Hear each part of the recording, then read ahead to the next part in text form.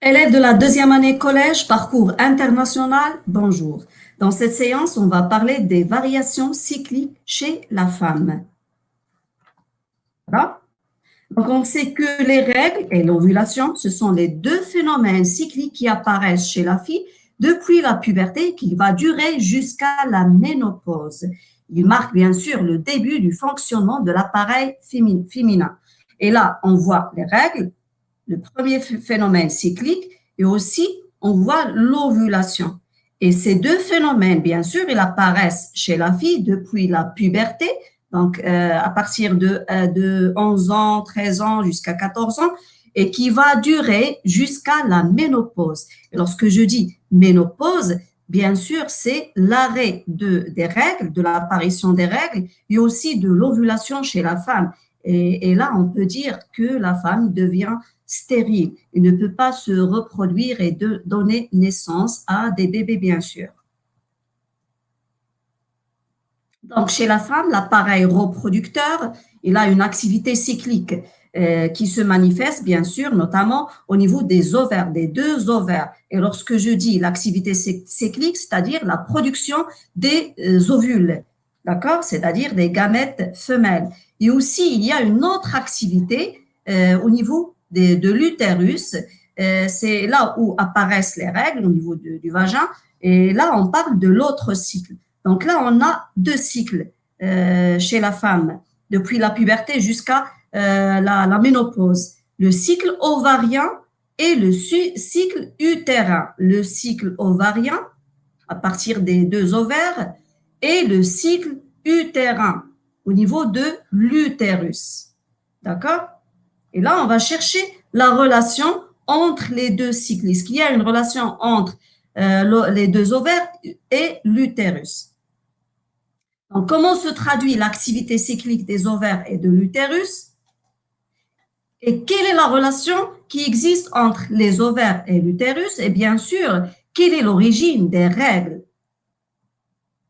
On va commencer par la première question. On va essayer de répondre. L'activité cyclique des ovaires et de l'utérus. On va chercher et on va expliquer l'activité d'abord cyclique au niveau des ovaires et en deuxième lieu, l'activité cyclique au niveau de l'utérus. Et on va commencer par le cycle ovarien.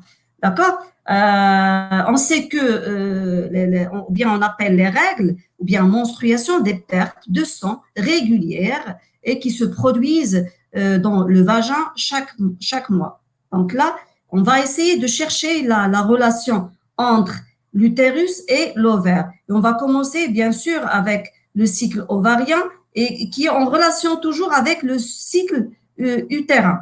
Donc, le cycle menstruel, bien sûr, il désigne l'ensemble des modifications des organes de reproduction. Et bien sûr, il commence le premier jour des règles, ou bien on peut dire aussi menstruation, et qui se termine dès que les règles suivantes apparaissent. Et bien sûr, les règles, ils s'interrompent à la ménopause. Et bien sûr, la même chose pour l'ovulation. Ils s'interrompent à la ménopause. Et là, on peut dire que la femme devient stérile et ne peut pas produire des gamètes femelles.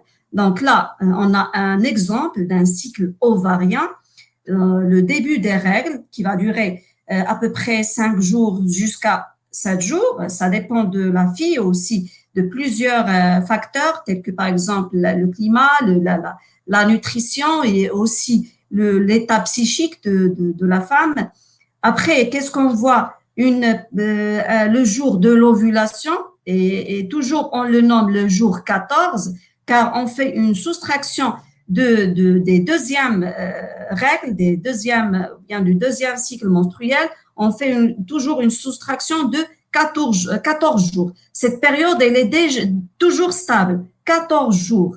Donc là, les deuxièmes règles, le premier, et on va faire une soustraction de 14 jours, on va tomber sur le jour 11. C'est le jour de l'ovulation.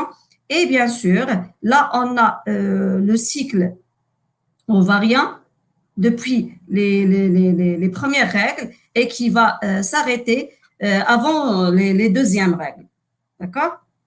Donc, on a deux phases. Cette phase-là, avant l'ovulation, et cette phase-là, c'est post-ovulaire après l'ovulation. Et bien sûr, le cycle, il va dépendre d'une femme à l'autre et aussi chez la même femme à cause de plusieurs critères qu'on vient de citer.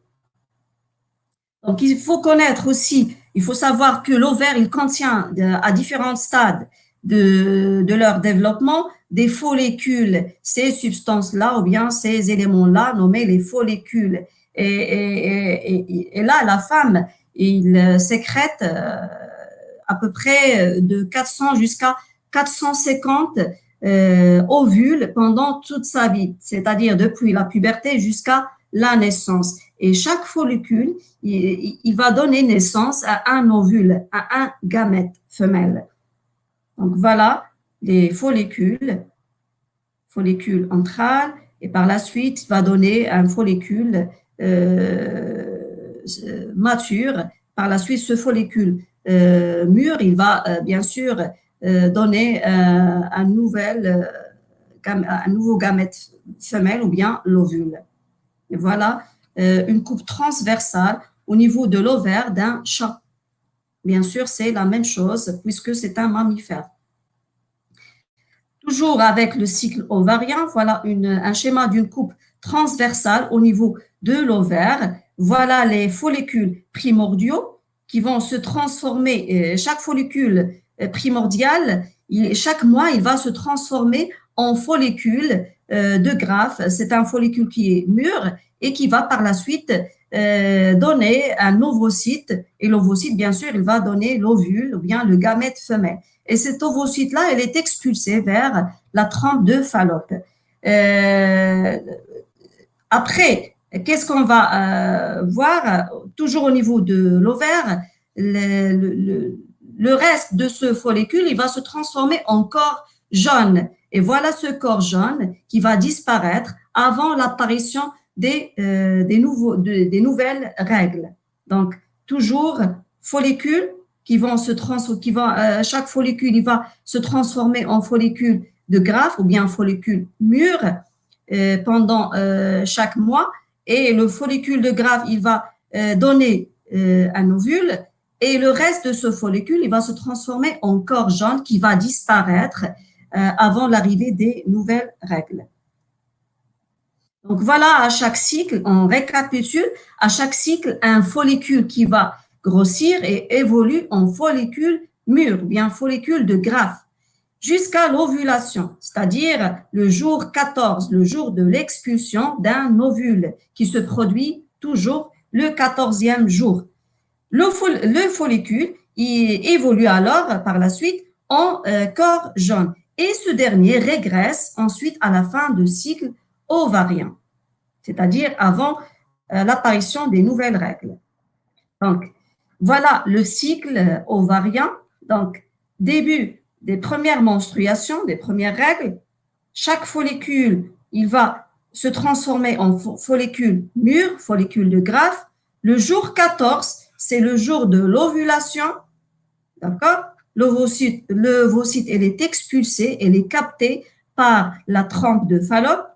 Après, le reste de ce follicule, il se transforme en corps jaune qui va régresser et disparaître avant l'arrivée des nouvelles menstruations. Et bien sûr, ces modifications physiologiques, ils vont se produire de façon cyclique dans l'ovaire entre la puberté et la ménopause. Maintenant, on va passer au cycle utérin. Voilà la structure de l'utérus. D'accord? On parle de l'endomètre, bien la muqueuse utérine. Il va y avoir un changement au niveau de l'endomètre. Donc, le cycle de l'utérus, il est marqué par la survenue périodique des règles ou bien les menstruations. Il dure en moyenne, j'ai dit, 28 jours. Il y a des cycles menstruels qui sont très courts et d'autres qui sont à peu près espacés. Donc, toujours avec le cycle utérin, la menstruation, c'est-à-dire l'apparition des règles qui marquent le premier jour du cycle utérin.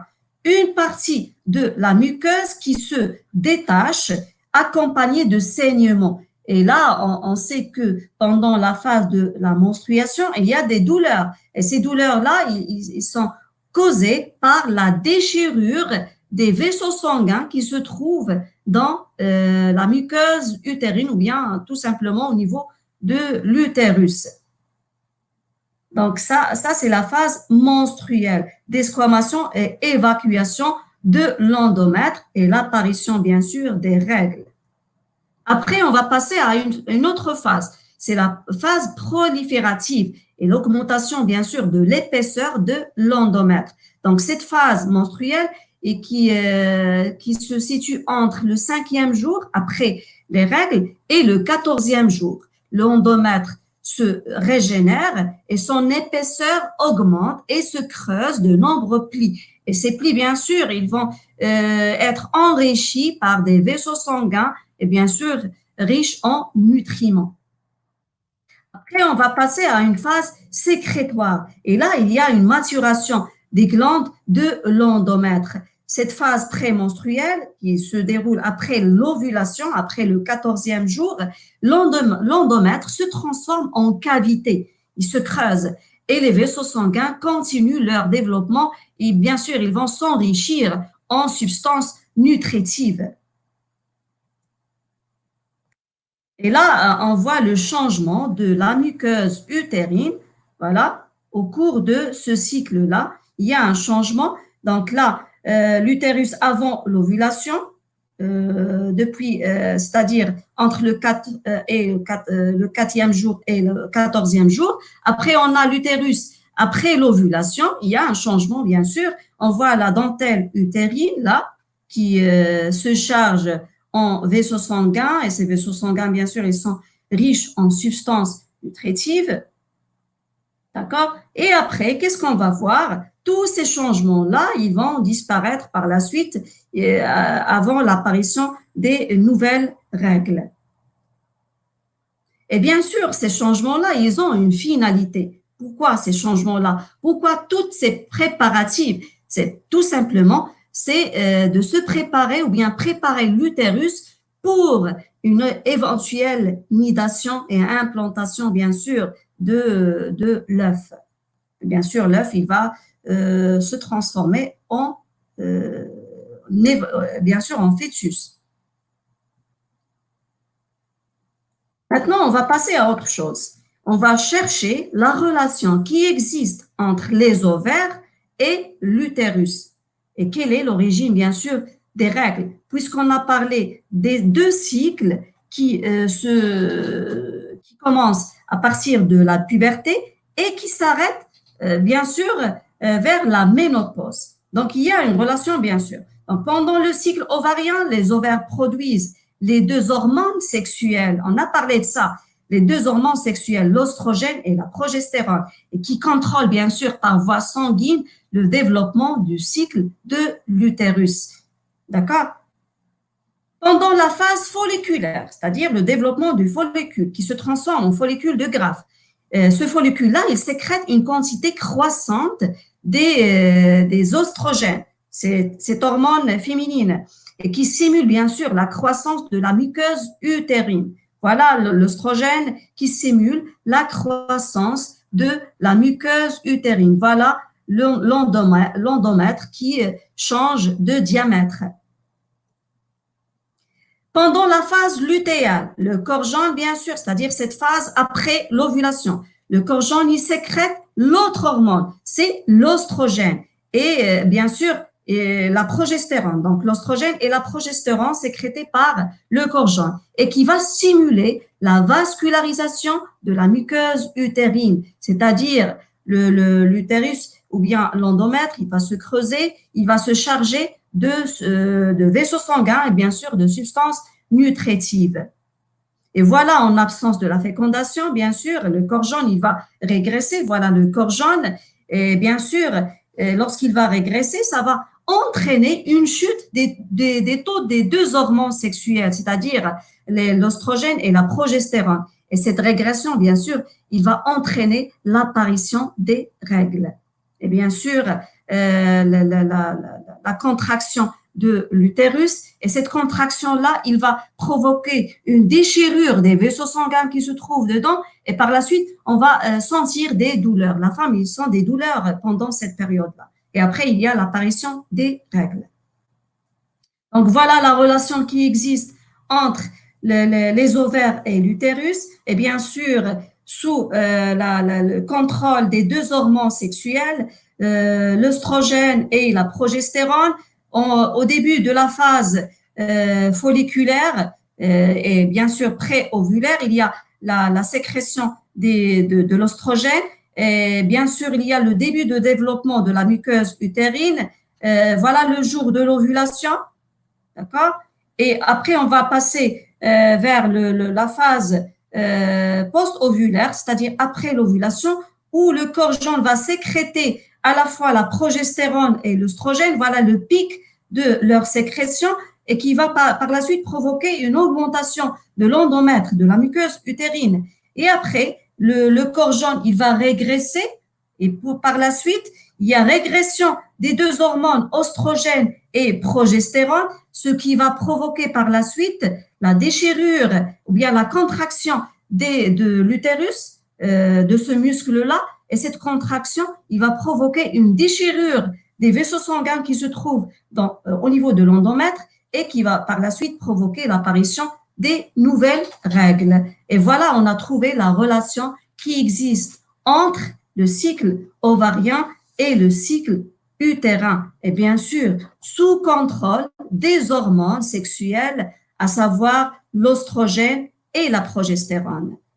Donc, c'est tout pour cette séance et merci et à la prochaine.